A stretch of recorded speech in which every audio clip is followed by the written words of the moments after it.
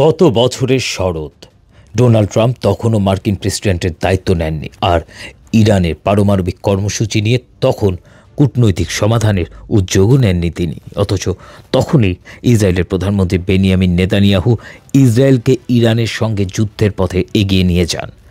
ইসরায়েলের বর্তমান ও সাবেক একাধিক কর্মকর্তা এই তথ্য জানিয়েছেন। ইসরায়েলের বর্তমান ও সাবেক কর্মকর্তারা আরও জানান, গত বছরের অক্টোবরে ইসরায়েল ইরানের আকাশ প্রতিরক্ষা ব্যবস্থা ধ্বংস করে। ইরানের প্রধান মিত্র লেবাননের সশস্ত্র গোষ্ঠী হিজবুল্লাহকে দুর্বল করে। পরে নেতানিয়াহু সামগ্রিকভাবে ইরানে হামলার প্রস্তুতি নিতে নির্দেশ দেন। ইসরায়েলি গোয়েন্দা কর্মকর্তারা গোপন বৈঠক করেন। তারা ইরানের পরমাণু বিজ্ঞানী ও সামরিক নেতাদের একটি তালিকা তৈরি করতে থাকেন, যাদের ভবিষ্যতে হত্যার উদ্দেশ্যে নিশানা করা হতে পারে। একই সময় ইসরায়েলি বিমান বাহিনী নিয়মিতভাবে লেবানন, সিরিয়া ও ইরাকের আকাশ প্রতিরক্ষা ব্যবস্থা ধ্বংস করতে থাকে। উদ্দেশ্য ভবিষ্যতে ইরান বিরোধী হামলার জন্য আকাশপথ পরিষ্কার রাখা। এদিকে ইসরায়েলি কর্মকর্তারা যুদ্ধের প্রস্তুতির আরেকটি কৌশলগত দিক নিয়ে কাজ শুরু করেছিলেন, আর তা হলো ওয়াশিংটনের সমর্থন অর্জন করা। ইসরায়েলি কর্মকর্তাদের দীর্ঘদিনের বিশ্বাস হলো, ইরানে পারমাণবিক কর্মসূচির লক্ষ্যবস্তু করে যুক্তরাষ্ট্রের অংশগ্রহণে সামরিক অভিযান চালানো হলে তা এককভাবে ইসরায়েলের অভিযান থেকে অনেক বেশি কার্যকর হবে। শেষ পর্যন্ত গত শনিবার মার্কিন প্রেসিডেন্ট ডোনাল্ড ট্রাম্প এই সংঘাতে যুক্তরাষ্ট্রকে যুক্ত করেন। তার নির্দেশে মার্কিন সামরিক বাহিনী ইরানের 3টি পারমাণবিক স্থাপনায় হামলা চালায়। গত শরৎকাল জুড়েই ইসরায়েলি কর্মকর্তারা যুক্তরাষ্ট্রের তৎকালীন জো বাইডেন প্রশাসনের সংশ্লিষ্ট কর্মকর্তাদের সাথে একাধিক বৈঠক করেন। আলোচনা বিষয়বস্তু ছিল উভয় দেশের গোয়েন্দা সংস্থাগুলোর গ্রীষ্মকালে সংগৃহীত তথ্য। এই তথ্যে দেখা যায়, ইরানের পরমাণু বিজ্ঞানীরা আবার অস্ত্রীকরণ তাত্ত্বিক গবেষণা শুরুর জন্য একত্র হচ্ছেন। এই বিষয়ে জানাশোনা আছে এমন 3 জন ব্যক্তি এই তথ্য জানিয়েছেন। তবে মার্কিন গোয়েন্দা বিশ্লেষকরা মনে করেননি ইরানের শীর্ষ নেতৃত্ব এমন কোনো সিদ্ধান্ত নিয়েছে।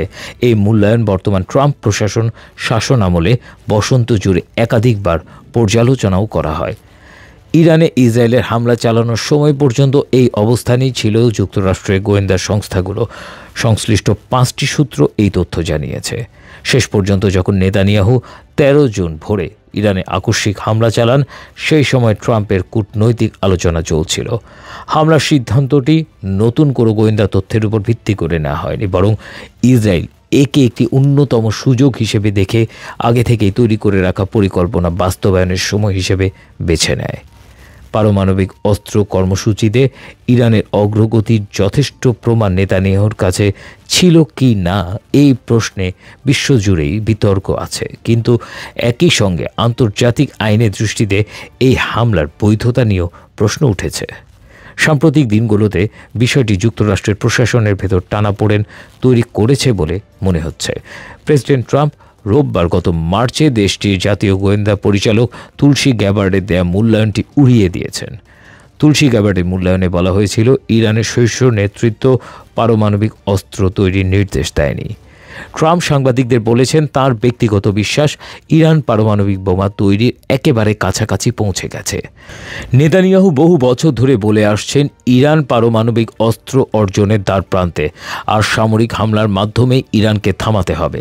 তবে সাম্প্রতিক কিছু সাক্ষাৎকারে নেতানিয়াহু স্বীকার করেছেন, পারমাণবিক অস্ত্র তৈরির পর্যায় থেকে ইরান এখনও কয়েক মাস কিংবা 1 বছর দূরে আছে।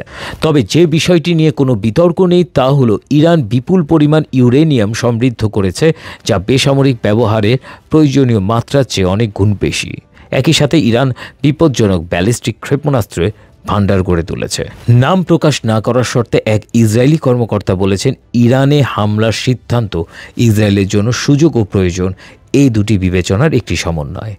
ইসরায়েলের সরকারপন্থী টিভি চ্যানেল 14-এর একটি সাক্ষাৎকারে নেতানিয়াহু বলেছেন, ইরানে হামলার নির্দিষ্ট সময় তিনি 2 সপ্তাহ আগে ঠিক করেন। তবে এই অভিযান চালানো কঠিন সিদ্ধান্ত তিনি কয়েক মাস আগেই নিয়ে রেখেছিলেন। টেক্সট রিপোর্ট, বাংলার আওয়াজ।